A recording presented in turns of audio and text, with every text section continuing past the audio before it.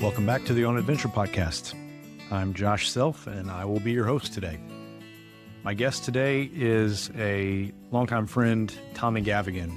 Tommy is now a practicing physician in Charlotte, North Carolina, but I knew Tommy almost 25 years ago. We were in school together at the University of North Carolina in the same fraternity at Sigma Chi. We also played on the club baseball team together, and he was my catcher for the years that my shoulder allowed me to pitch. So Tom and I have some history, but we lost touch after school, as people tend to do. This was really cool to be able to catch up with him and hear the ways that he integrated adventure into his life in the post-college years. Tommy spent almost a decade honing his leadership skills, honing his backcountry skills, and guiding groups of teenagers into some very remote backcountry spots, mostly in the lower 48, but taking it a group to Kilimanjaro as well. And it's easy to see now how that led him to a career in medicine and surgery specifically. But at the time, he was very explicit that he didn't know where the path was leading. And so very cool to hear how Tommy detailed out how career 1.0 led him to career 2.0 and where he sees all of this adventure weaving and winding through his life that may at some point merge 1.0 and 2.0 into career 3.0 or 3.5. Very cool ideas as he paints a broader picture for his life, and with a newborn son in the house, how that will look for his family as well. So without further ado, here's my conversation with Dr. Tommy Gavigan.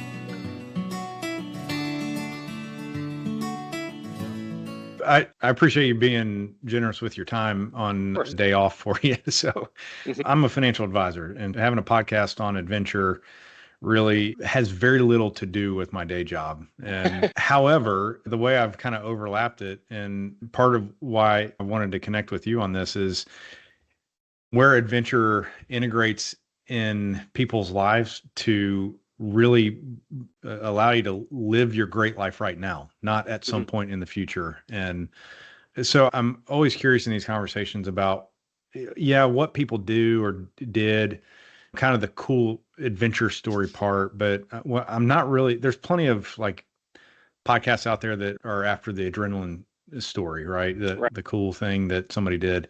I'm really more curious about why we do hard things. Like, why do we put ourselves in situations where we suffer and potentially die? And so this idea of like continuing to push the edge, and then ultimately, what do we find on the other side of that? Like, what do we learn about ourselves, about humanity, about what our potential is, and how that all plays into, again, living our great life right now. So that's the part where, as a financial advisor, I am very uninterested in helping people build bigger buckets of money just for the sake of having bigger buckets.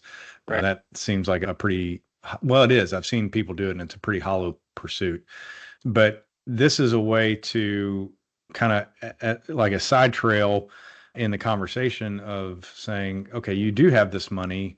How are you going to engage it in ways that using your own values as the filter for the use of the money? And adventure can be one of those ways. And it's also something I started this 2 years ago because I was a little bit bored with my day job. I've been doing it for 20 years and just wanted a creative outlet, something that was different. And I've always enjoyed talking to people that get outdoors, that push themselves, that do different adventures or pursuits. And so it started that simply as, well, let's record some of those and see where it goes. And now this year, I've been trying to figure out how to weave that into the advice work that I do. And if you were to look at our website and even like internally, the way we categorize clients, it's all outdoors themed. So trail names, I've tried not to be super cheesy about it.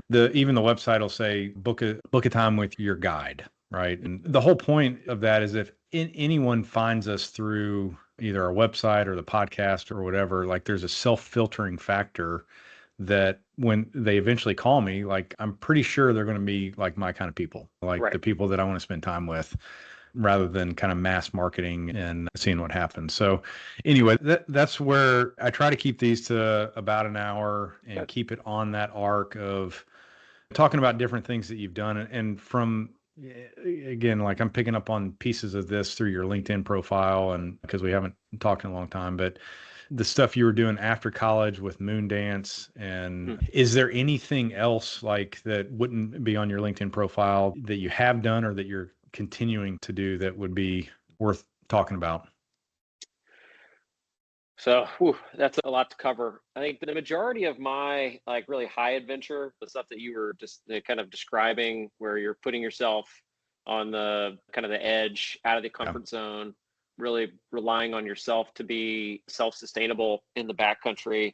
A lot of that work was done almost exclusively with Moondance and through the 9 years and 19 trips that I led with them. So that was a very big and very important part of my life. And it's really kind of steered me to where I am. And I think it's really what drew me to the profession of being a surgeon, of kind of living that, out of the comfort, slightly being outside of the comfort zone, being in a place where you rely on yourself. You really want to be in a position to help people. And I think what really kind of ended up being the final reason for me going into surgery was this idea or wanting to be like necessary. And all that stems from my work with Moondance and being the leader of these trips. And so I think you were asking about like adventure and how it translates to different parts of our lives, or not just for the idea of getting out and adrenaline rushing, having that adrenaline rush. For me, really the primary reason that I got involved with Moondance and started doing these outdoor adventure trips was the idea to help people and teach people. And the teaching was kind of the basis of it. And then the ability to teach in a beautiful setting where there was nobody, where you're really relying on yourself, carrying all your gear with you, having to make your own food, find your own water, filter the water, find your way on the map, was built on the idea of like helping others kind of find that place in the wilderness. And in that process, we kind of developed leadership development, or that was the basis of the Moondance adventure, was initially for leadership development. And so taking kids from rural Atlanta, or sorry, not rural, urban Atlanta, having gone to Lovett or Westminster with their brand new boots straight out of high country outdoor store, and there are lots of blisters and their backpacks that never been used, and throwing them into the backcountry in Wyoming or outside in the winds in Wyoming or in the Pacific Northwest, and teaching them how to use a whisper light and how to, if it doesn't work, figuring out a way to clean it so that you can boil water to make your pasta, and how to sleep under the stars and be comfortable in the backcountry was really what motivated me to continue to do all those trips. And certainly the ability to see and to climb Rainier and the Grand, and to get to South America and to do the Inca Trail and Machu Picchu. And then eventually the last trip I did was I climbed Kilimanjaro with a group of students. It was a pretty special kind of reward for working in that space. But what I really benefited the most from was the ability to work with people and to show them that you can be comfortable outside your comfort zone and experience kind of what the outdoors and adventure has to offer in a way that a lot of people don't have the opportunity to do. So I think for me, what really pushed me to the edge or out of my comfort zone was taking or having the responsibility of 12 students or 12 teenagers and being the sole medical personnel and one of two leaders that was responsible for these lives for the 21 days that we were doing these trips. So there was some personal gain, but I think a lot of that gain came from the opportunity to show these young adults kind of how to develop themselves, how to get out of their comfort zone, how to find themselves, and to really experience a lot of things that they wouldn't have otherwise the opportunity to do so. Yeah, that's cool. And I love that you just kind of launched right into that. We usually I have kind of this restart of welcoming you to the On Adventure podcast, but we're Okay. already deep into it. So Yeah. I think that's also part of what I enjoy doing with this is like, it's just conversational. I don't have an agenda. I don't have like this long list of questions to ask you. It's really just kind of out of my own curiosity to probe what you've done and then ask more questions around that. So backing up a little bit, I know you as Tommy Gavigan, that we were in Sigma Chi fraternity in Chapel Hill together. We played baseball on the club baseball team. You were my catcher on the years that my shoulder allowed me to pitch. And then a long gap of time in between that to now. And you just hit on one of the things that you spent a lot of time doing with is these almost a decade of these outdoor guided adventures with Moondance. How did you get to working with Moondance from your time in school in Chapel Hill? Where did that connect? Right. Well, thank you, Josh, first of all, for having me on the podcast. It's a pleasure to see you again and to have this opportunity to talk and to reconnect. I have a real passion for adventure, and I think a lot of that started from being a Boy Scout. Initially, it was I think my mom kind of pushed me into the idea of doing Boy Scouts as a way to kind of pad my resume. But as I got introduced to the outdoors and doing some trips with my dad, we did one trip out to Montana and to Billings and to doing some backcountry travel. It kind of introduced me to the outdoors and to mountains, and I really loved that opportunity to be in the wilderness. To fast forward into the end of high school, Hayes Hitchens, who was the founder and president of Moondance, had been a student at Country Day, and he had just started this company called Moondance Adventures. And he came back to Country Day to do a promotional event. And I wrote an article about him and his time at Country Day and then his new company that he had just started. And it actually turned out to be the very first published article for Moondance. And so after my first year of college, or sorry, after senior year of high school, I didn't have a super exciting summer. It was spent a lot with friends in Charlotte and kind of getting ready for college. So I made a goal that I really wanted to do something that was exciting and was out of my comfort zone for the year following my freshman year in college. And so I sent a letter and the copy of the article to Hayes and said, "Hey, was there a chance that I could work for Moondance? I don't have a lot of formal training. I spent a lot of time as a coach and a counselor, and I had tutored and I had taught sailing at Camp Seagull, but I didn't have a lot of I had not done Knowles or Outward Bound. I was an Eagle Scout, but didn't have a lot of formal outdoor leadership training." And so Hayes said, "Sure, I'd love to have you join the team. Can't offer you a kind of a formal contract because I wasn't 21 yet." So I got to join Moondance as an intern, like a 20-year-old intern. And our first staff training was at the High Country Outpost in Tennessee on what's the name of the river? It just blanked on me. Oconee or Nantahala? Yes, the Ocoee River. Ocoee, yeah. Yeah, Ocoee in eastern Tennessee, and it was such a cool, eye-opening experience. Met probably 20 other like-minded individuals and spent a week sleeping in a tent and learning how to use backcountry stoves and pack a backpack and make a bear bag. And we talked about lightning protocol and all sorts of cool stuff that goes into backcountry travel. And that kind of ignited my interest in Moondance. And I worked a couple trips that summer in the Appalachian Mountains as an intern, didn't get paid, so paid my way to do it all, but immediately fell in love with the concept of teaching students and taking young adults into the backcountry and showing them how to really enjoy, for lack of a better word, enjoy nature and to kind of see things that you wouldn't otherwise do in their daily lives. So that kind of was the basis for my time with Moondance. And then it grew as Moondance evolved from 50 students to 100 students to 400 students. I kind of grew with the company, leading more trips, being more involved in the gear allocation and the training of other staff.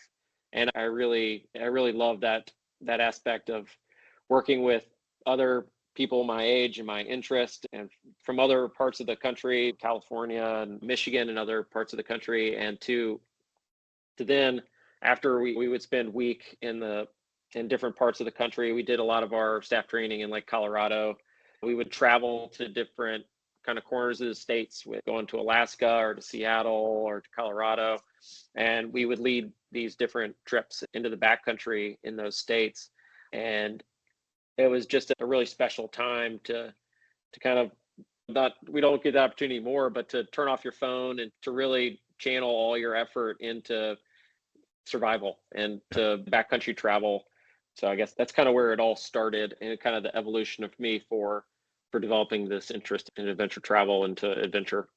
Yeah. So, and you're guiding mostly high school kids in these groups? Yeah, I mean, I'd have to go back and look at the specifics of it, but the youngest students we worked with was around 12 or 13, and then they were 18. Okay. So it was mostly kind of upper middle school, high school students. Initially, it was friends that are people that had learned about Moondance through Hayes, basically driving and or traveling different parts of the country and giving these kind of talks like he had given at Country Day, where he shows a video about Moondance and talks about the people that participate, and showing them the kind of the beautiful places that we traveled up into the Wind River Wilderness and into the San Juan Mountains of Colorado and to the Cascade National Forest, and places that are truly backcountry and unique. And it was a really, I think it pulled a lot of people in, because now Moondance is running, I think, over like 1,400 students and all over the world. Oh my gosh. So I didn't get to do, well, I did get to go to Africa, and I got to go to South America, but now Hayes is running trips in like Fiji and Morocco, and I've gone to, I think, China and to Australia, and it's really exploded, not only because it is based on really good values of good people and a kind of an educational foundation, but now it promotes a lot of like community service, and it provides the hours needed for students to graduate from high school and to put on their resume and their college applications. Okay. So it's more than just an adventure trip. And that was one of the questions that came to mind, is how much adventure is in these trips and how much tourism is in the trip. Because I would imagine some of these kids are completely green with what they have ever done outdoors and what they know. So is there a limit to what situations you could put them in, how far you could push it? Right. That's a great question. So I think initially when Hayes started Moondance is kind of geared on the same footprint as Knowles or Outward Bound, where we wanted to be exclusively backcountry, but to do different activities. For example, one of the trips that I led, it's called the Pacific Northwest. You basically fly into Seattle, and over the course of 3 weeks, you spend some time in the North Cascades National Forest doing some backpacking. You then do some sea kayaking in the San Juan Islands off the coast of Washington. You travel down to Oregon. You did the Deschutes River for a couple days on a raft. And then Wow. You finish with some guided climbing. And I just forgot the name of the climbing area in Oregon, outside of Bend. Monkey Face. Let me look at it. Anyways, you do about 3 or 4 days of climbing in Oregon at really famous high roped climbing spots.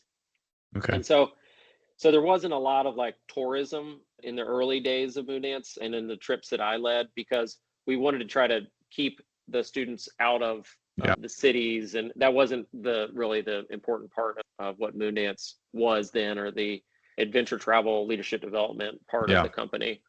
I think that has evolved as the trips are going internationally and being involved more in different countries. I think tourism is a natural part of that evolution. Sure. Sorry, I just realized the sun is like right behind me. That's okay. Anyway, let me see if I can figure this out a little better. But where was I? The tourism part of it. So the trips now have a kind of a very important service component. And so while there is a lot of adventure in the travel, there's always a certain amount of service that is put into the trips. So like when we were in South America, we spent a week at an orphanage, helping kids down there, all sorts of things, just like spending time with them, playing games. I think we painted some of the buildings, similar to when we went to Africa. We were outside of, we were outside of Kilimanjaro, and we were in Arusha, and we were working in an orphanage there, and we helped them paint. We helped them kind of rebuild some fences. We played with the kids for a few days. And that was kind of the service component of our 3 weeks there. And I then we love got to that. go. Yeah, and then you also get the benefit of doing like a safari for a couple days and then climbing Kilimanjaro. So it was a very nice kind of mix of service and adventure Yeah. and a little bit of tourism in there as well. Well, so maybe wax a little bit more on that idea of using the adventure to also serve mankind in different ways. Because I've seen it and I've probably done it myself where you pursue these different things and it can be a bit self-serving. Now, I also know that that's not always bad. Like Mhm. for me to get outside or get into the woods to spend time alone, like that's really important for my own self-care Mhm. to have that time. But it's a N of one. There's just me doing the thing for me and in the right time, it's the right thing to do. But I guess say a little bit more about what you saw come from with these kids getting not only time to stretch themselves in the backcountry, but to serve people that are really needy. Well, I think that I can answer that kind of question in two parts, Josh. The first and the most obvious is the obvious service component to working with disadvantaged people wherever you go, whether it's helping with feeding or bringing awareness to certain orphanages or physical rebuilding of structures. And then the other part of that, and I think that was really important for me and what kept drawing me back to this, to Moondance, was the opportunity to work with the kids, take them Mhm. out of their comfort zone, to get into the backcountry and teach them about all these cool things that you can do and to be in the outdoors and to not rely on a phone or a video game or a lot of the things that kids had we kind of rely on for entertainment, and that you can be happy just sitting in a tent in the middle of a rainstorm reading a book. So I think for me it maybe wasn't so much of like service, but it was more of education. I'd grown up coaching and mentoring and like being a kind of a camp counselor, for lack of a better word. And so that translated nicely into the Moondance component because I got to use my skill as an outdoorsman and teach that to teach the different things that I'd learned in the outdoors to students that were green and to that but how to enjoy the rough or the scary elements of the backcountry in a safe way, in an efficient way. So I think that service it came in two parts. Got it. So, on that theme, though, of putting these kids in difficult situations that they hadn't been in before, does one particular trip come to mind is where it was maybe a little more tenuous than others, or where things went sideways that you hadn't expected? Were there any instances like that? Well, there's always instances where, and I'll kind of get back to those a little bit, but all the leaders, we always had two leaders for all of our trips. So I don't want to like neglect the safety and the training that all the Hmm. leaders had gone through. But it's backcountry. There's It's variables that you backcountry. can't can control, no matter how prepared you are. Exactly. And you kind of got to my point. So there was a particular trip. This was early in my working for Moondance that we were in the North Carolina mountains. It was a hot, humid day.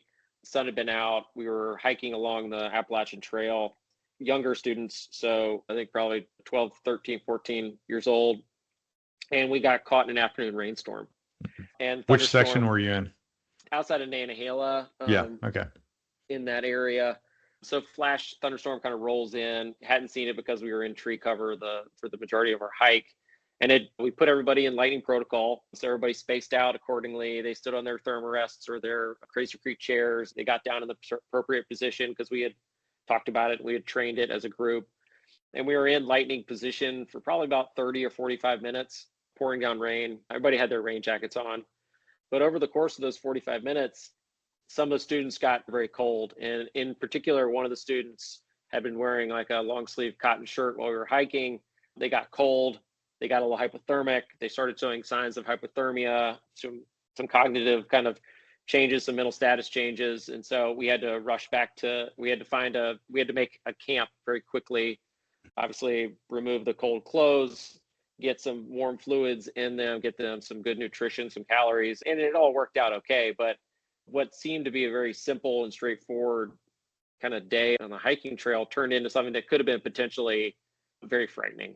Yeah. So not as like not falling off a cliff or something like that, but real backcountry kind of experiences. That's one that comes to mind. There was another trip where this was, I think, like 6 or 7 years into Moondance. I talked to my sister, who was a graduate of North Carolina, but had also gone to Parsons School of Design to be a fashion designer. I talked her into working with me one summer in the Pacific Northwest, and we led 2 of those Pacific Northwest trips together. And we were doing a 5 or 6 day backpacking trail through the North Cascades. We'd started in, which is the north part of Ross Lake, or Lake Stehekin, sorry. And we had done a long through hike, and we were coming around the north part of Ross Lake, and we got to the top of this trail, and we had kind of spread out over the course of that hour-long hiking section that we had, because you always have different speeds of kids hiking. Some are faster, some are slower, but my sister would always be in the front. I would always be in the back. I had the full first aid kit. So if anything happened in front of me, I would always get there. There was never a risk of us like getting too far apart. Well, we get to myself and a couple of those slower students, we get to the crest of this hill, and we look down, and there was a bridge that was going to the campground that we were hiking to. And it looked like there was a big golden retriever, or like some light colored animal coming towards us on the bridge. And so we stopped and we're looking at it. I look a little closer and I'm like, wow, that's a really big dog. It appears to take up the entire bridge. Kind of looks like a bear dog. I was like, holy smokes, that's a grizzly bear. Oh, and no. So cub or adult?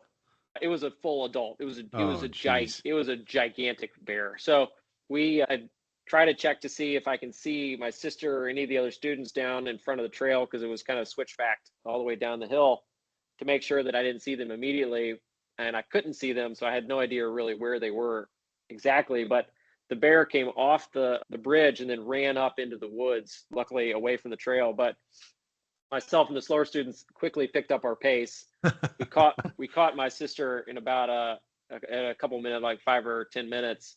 Yeah. And they had heard some rustling, but did not see the bear, luckily, because the bear had taken off into the woods. But they had thought they had heard something during their hiking, so it was a good story. We stopped at the ranger station on the way out, and I told them what I had seen, and they said it was the first grizzly bear that had been sighted in the North Cascades in 20 years. Oh my gosh! So it was pretty cool. That's awesome.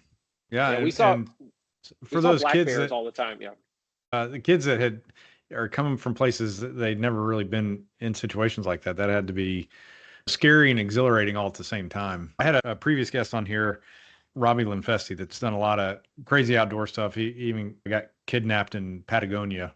Oh, wow. I mean, it's a crazy story. You should go back and listen to this one. He's about our age. And anyway, very cool guy, but he gave these illustrations of that we have to continually expand our comfort zone. Otherwise, it atrophies and shrinks, and we become less and less able and comfortable to do anything. But the nice edge of that is that if we expand too far or too quickly, we hit the death zone. And that's where it becomes too dangerous. We're either not capable of dealing with the situation or knowing what to do. And so how did you find that with, again, these kids that are very green, or for yourself, anytime you've done these things? How have you found that right mix of both uncomfortable stretching, but not going into the death zone, so to speak? Well, that's a tough one, because with such a variety of experiences and what these kids had done previously, it was kind of hard to figure out exactly where you could push the limits on a lot of the trips and things like that. And these were, for the most part, introductory adventures. Yes, we got out in the backcountry. Some of the trips for Moondance were in Alaska, and you're completely removed from any civilization. In North America, or in the lower 48, not as, I guess, certainly not in like Patagonia, with the risk of getting kidnapped. But by his employer at the time. Really? He didn't realize he was a bad guy. Oh. So it's a very I'll have to go listen to that. Interesting that sounds story. like a great story. But your point about lower 48 is not uber dangerous. You're not Mhm. too terribly far removed from civilization if you need to get to it. Right. But the important part was just in a lot of the mood dance kind of mantra was getting out of your comfort zone. So I think Okay. for a lot of students, just getting off the airplane and meeting new people was getting out of their comfort zone. For some of the other students that had some travel experience or had done some backpacking with mom and dad and whatnot, and Boy Scouts, getting out, reading the map, being responsible for leading the trip for the day, determining like how to make dinner, how to start the stove, like choosing the tree for bear bagging. We kind of pick and choose how much you push each student to be a leader and to kind of push that aspect of their comfort zone. And so it had to be individualized in that sense. For me, it was like a lot of the comfort zone. Eventually, it became like how sick or how many of what are the comorbidities of the students, diabetics, anaphylactics, things like that. Like, how comfortable do I feel managing these sicknesses I that see. are hours away from civilization? And also, like in the weather systems or the terrain, getting 10 or 12 students safely from point A to point B was some of the getting out for myself, getting out of that comfort zone. But it was all the hardest part for me was always the responsibility, and not the hardest part, but that was the most uncomfortable I ever got, was like the driving from point A to point B, being responsible for these 10 students for all the priceless lives. Yeah. And so sitting in traffic, driving on the highway, getting in the backcountry, those were all kind of scary or tenuous parts. But the most rewarding thing for me was the hearing from the students later that said that they had experienced something that they never had before, hearing that they wanted to do more trips, hearing that they had decided to show their parents how to get out and do a backpacking weekend and use the whisper light and throw a bear bag up. And so that was I definitely expanded my comfort zone tremendously, but the reward was always well worth the expansion. That's cool. And you kind of just hit on this, but were there any real cool stories of these kids, maybe years down the road, coming back or crossing paths with you and talking about what that one time with you in the woods meant to them? Well, you bring up a funny story. So I don't tell this story as well as Hayes does, but Hayes had a remarkable ability to remember names and faces, and he would always go back to different. So let me start again. So Hayes would travel around the country to do these promotional Moondance get-togethers, either at college campuses or people's houses. And initially, they were always held at people's houses. And there was a student that his name was Patrick Johnson, and he was from Nashville, Tennessee. And so Hayes went to Nashville to give the meeting or the kind of the show at Patrick's house. And so he shows up at Patrick's house and he goes in the kitchen and there's a giant picture of me on the refrigerator. And Hayes kind of marks like, oh, you got the picture of Tommy on your refrigerator. He's like, oh yeah, he's a great leader. Patrick just loved his time with him. Can't wait to go back and do another trip. And Hayes is like, well, I mean, how many trips have you done? He's like, oh yeah, he's done 2 and he's going to do a 3rd one with Tommy this summer.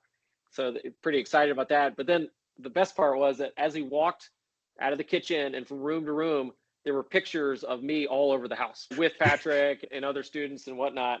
And the best part of the story is that I had never met Patrick's parents. I had never been to his home. So these were all Oh my just God. these were all just pictures and things that had kind of meant a lot to Patrick in his growing up. So, Well, and that obviously meant a lot to his parents for them yeah. to choose to, I mean, you're basically their adopted son, it sounds like. Yeah. To be put in family pictures throughout a house, that is a unique experience. It was pretty special, and to tell that story from my point of view, it's a little self-serving. When Hayes tells the story, like it sounds really good. So I tried to retell as best I could. That's cool. That's really neat, though, that I mean, it would have to be rewarding for the amount of time and effort you put into your expertise to be able to do this, and then the time and energy into keeping these kids safe and getting them back to their homes, to have that much of a meaningful impact on somebody, to show up in pictures in their house. There's not many things you can do in life where you have that kind of impact on somebody. So, and that kind of leads me into the other part of this that I want to explore is You're now a physician.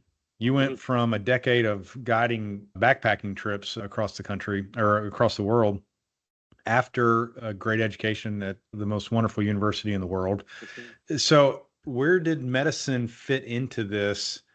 And is this career of what you're doing now, is this Adventure 2.0 for you? Is this like a continuation of a similar theme, or did you get to a point where you said, I just got to do something different?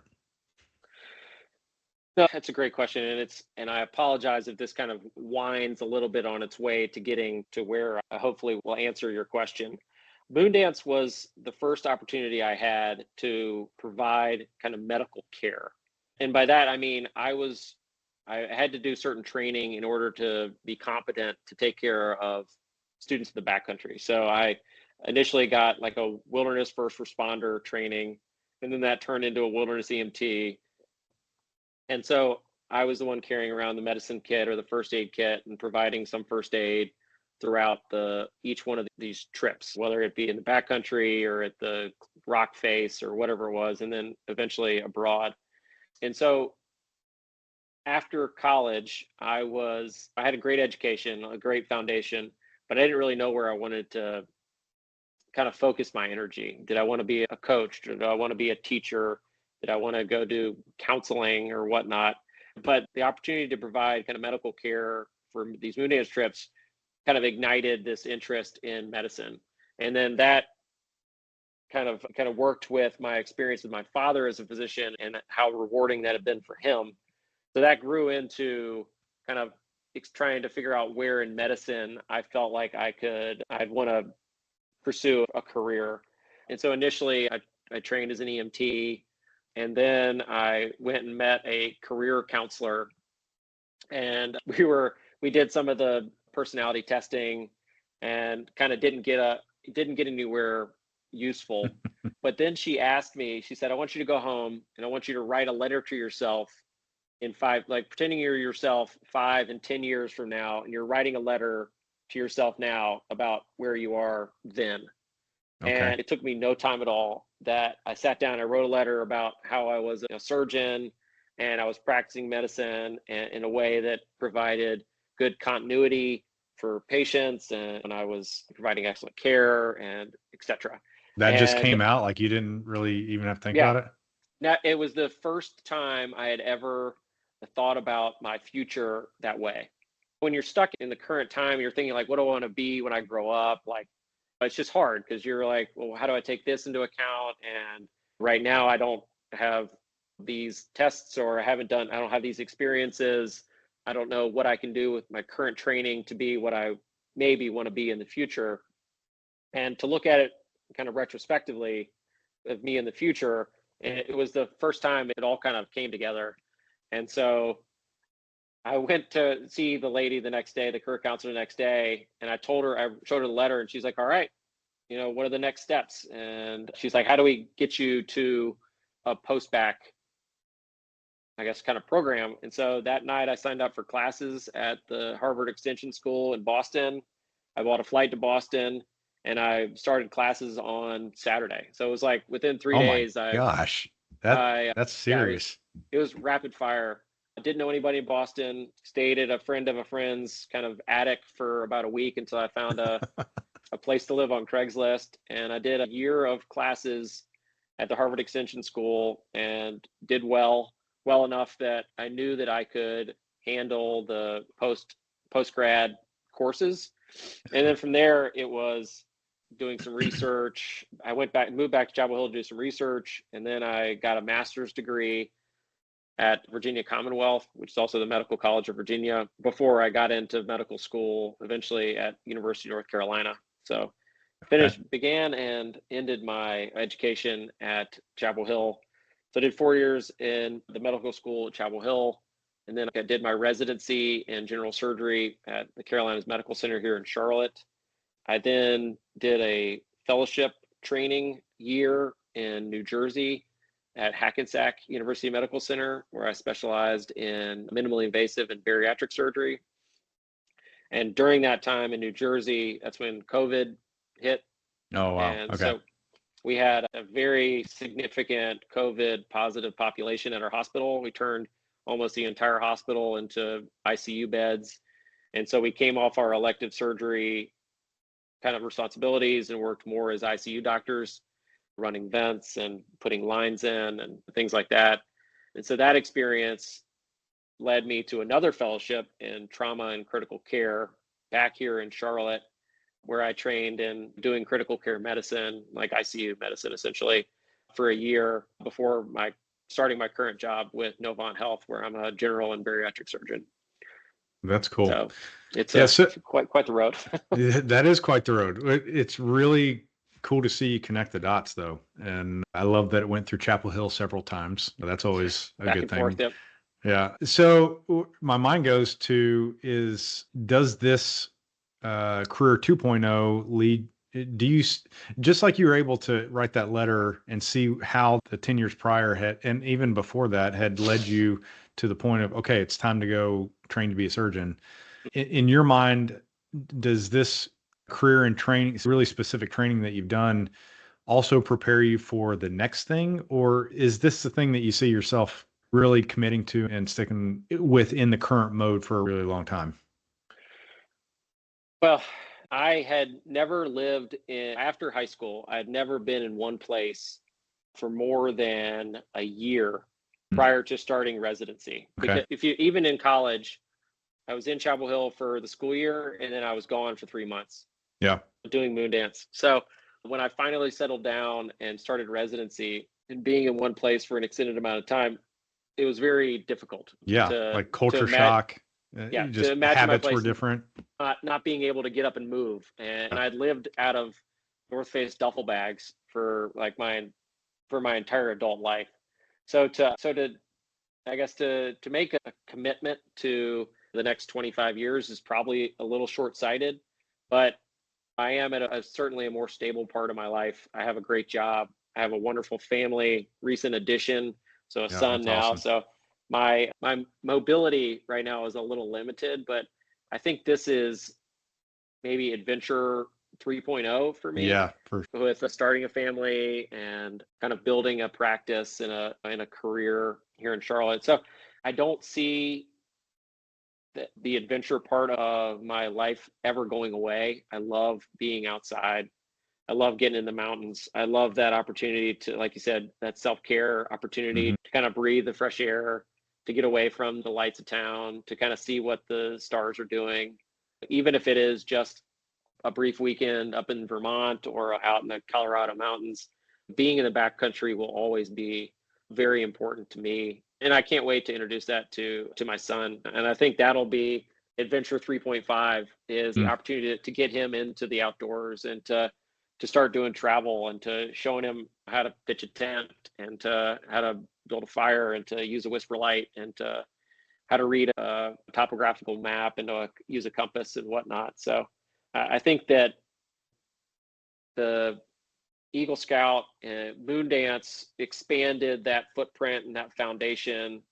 Medicine and surgery have kind of built on that expertise and the foundation that I had built on over the years of Moondance. And so I think that these are all just kind of culminating into future adventures and to travel and to experiences. Yeah, parenting ain't for the faint of heart. It is not easy and it's never dull. Yeah. But when you get to have that experience of getting your family doing the things that you love doing, and it's pretty cool. And you also can't force it. Like your son may hate the outdoors. Right. I hope it's not the case, but you can't make him like it. And, but I think you've got the experience with the time you spent with kids through Moondance that, again, it's that like constant slight exposure to continue stretching what's comfortable.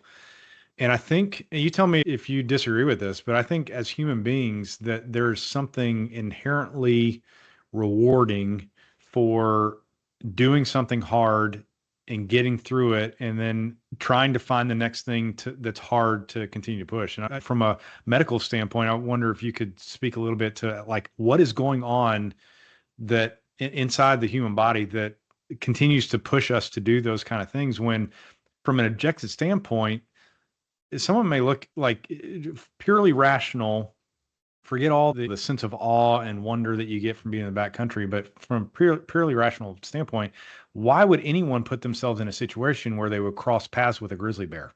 That doesn't make any sense. But you've done it. You've done it over and over again, and people do it every day. So maybe speak a little bit to that from a medical standpoint. What is going on inside of our bodies that would drive us as a species to continue to do these things? Wow, it's a very introspective question. And I wish I knew more of the neuromodular kind of biology of how to answer that question. But I think it's what, from a personal standpoint, the getting out of the comfort zone, being in a new and scary environment, I think it's what allows us to grow and to shape our perspective on dealing with challenges in our daily existence. So for me in medicine, when I have a tough case or something doesn't go perfectly in the operating room, subconsciously, I think having dealt with lots of variables and things that I couldn't foresee in the backcountry, but knowing that I was always prepared, I think has made me much more comfortable and a better surgeon. Maybe not so much with the technical aspect, but with the physiologic makeup of dealing with difficulties and complications. So meaning like when the stress is high, your nervous system, are you saying you're able to keep that at a very calm heartbeat, slow heartbeat level, even if the circumstances around you are spiraling out of control? Right. When all about you is going crazy, to remain level-headed and calm, I think is a must and an absolute necessity in the operating room. And I think I don't want to say I have it, but I feel like I do have it. I feel like I deal with things in the operating room when they don't go exactly according to plan very well. And I think that all comes from having the experiences in my previous lives. Yeah, that makes total sense. Of dealing with stresses. So, yeah. So, and that does, certainly there are people that are naturally born just slow heartbeat kind of personalities, but more times than not, that is trained. So it makes sense to me that spending a decade not knowing you were training for the operating room, you actually got to that point of a very slow, calm heartbeat in spite of the circumstances around you, which I would love to have that as like a character trait, right? I think anybody would, that because that's part of life. Like as much as I like to control and have things in control, many times to a fault, like we said earlier, life is no different than the backcountry. There are way more variables that are out of our control than are in. And for me, the healthy response is learning to let go of that and learn whether it's like breathing or just meditation or taking a walk in the woods, whatever it takes to slow the heartbeat in spite of the circumstances. That is a great characteristic to have. So that's pretty cool. Yeah, I think that it's been important for my development. And I think that the ability or the opportunity to experience new things and to get into difficult situations, I think is what has grown that or has developed that sense or that ability for me. I don't think that it comes 100% naturally to me, but I think it's something that I've kind of grown to work with and to use. That's really cool. So while we wrap it up here, and you've hit on this a little bit, but are there any specific challenges or things that you have set for the future that you really want to accomplish that you haven't done yet? Well, there's always personal ideas. I think for me, finding the next peak or mountain to climb, it's kind of evolved. I think initially after I did Kilimanjaro, I thought about ways to get into doing some of the other continental peaks, like South America or doing Denali or something like that. But those have kind of faded a little bit. I think that Denali will kind of remain on some of my lists. I think Aconcagua sounds like a really cool place to go and experience. I don't know. I think that a lot of my focus on adventure will be trying to figure out ways that I can use that in my parenting to try to grow my child into that. But gosh, Josh, it's funny. You really stumped me on that question because I had. Well, you're not done living yet, and you are at probably the most stable point in your life that you've ever had. Like we said earlier, that you've got, and I'm not telling you anything you don't know, like you've got to continually stretch the what's comfortable. Otherwise it begins to atrophy and the comfort zone gets smaller. And in years past, people call that a midlife crisis. I think it's many times professionals get 20 to 30 years in, and the thing that they pursued perhaps was pursued for the wrong reward that it was never intended to provide. And so then that creates the reshaping of, why am I here? I think I love Arthur Brooks. He's a Harvard Business School professor, wrote a book called Strength to Strength, From Strength to Strength. But he talks a lot about this idea of like permanent happiness or joy. And you have to add things into your life, like nutrient macros, it's happiness macros. And so anyway, I find that very interesting, and our paths haven't crossed in a long time, but I do remember enough about you that I don't think you're going to sit on your laurels and wait 20 years to do anything challenging, but keep getting it, man. Your experience is very unique, and I think has a lot to provide, not only to your family, but to other people out there too. So. Well, thank you, Josh. And it's been a pleasure to have this conversation and to relive some of those experiences in the backcountry and travel and adventure and stuff. And I can't stress enough how important adventure and to doing those things in the wilderness has been to me and to my development. So much so that my wife actually had done 2 Moondance trips. Oh, okay. I was not her leader. Okay. But we did cross paths during one of our trips in the Pacific Northwest. And when we first started dating, we found some images from that trip. And I was teaching the group about, I think, lightning protocol or some of the travel parts of backpacking. And you can see both of us in the same picture, me doing the teaching and her sitting with some of the other students. So it was really neat to kind of make that connection, because neither one of us knew where our paths had crossed in our past. When we first started residency, we kind of had a mutual friend. Oh, so you didn't meet because of Moondance. You met in your residency and then connected the dots back to Moondance? So this is oh, that's wild. So after you match at the 4th year of med school, you start learning from other people that are in the programs or whatnot, like making friends. There are people that are going to that new hospital to be residents, whether it's in general medicine or surgery or pediatrics or whatnot. And so my now wife and my good buddy in med school became friends on Facebook. And she was obviously looking at his page, and there were a lot of pictures of me and my buddy from med school. And she kept saying, she would click on my face, and we would have these 2 mutual friends that happened to be her Moondance leaders. So fast forward to the very first day of residency, she came up to me and she goes, "How old are you?" That's a heck of a way to start a conversation. And we ended up working backwards to figure out that we had both been on the same Moondance trip, me as a leader, her as a student, but she had the 2 other leaders that were mutual friends on Facebook, and I was the leader of the other trip. So not only is adventure led me to my current career, but it also has found me my wife and my current lovely family situation. That's the cherry on top. That is a great weave of the entire story all the way back, and puts a nice little bow on it at the end. So yes, sir. Well done. Well, thank you, Josh. Appreciate it. I'm glad we worked this out. Sorry for my inability to hold an appropriate calendar spot, but well, you have a busy schedule, and now it makes a lot more sense to me. We've been communicating about this for probably a year, but in that year, your family was growing, and that's a lot on your plate. So this has been great. I'm glad we could do it. Yes, sir. I appreciate it. And I look forward to listening to more of your podcasts, and to hopefully keeping up a connection and hearing about your son at Chapel Hill, and hopefully my son at Chapel Hill in a few years. There you go. Yep. Just fast forward a few years. All right, man. Appreciate it. Well, thanks, Josh. Have a great day. All right. See you later. All right. See ya. Bye.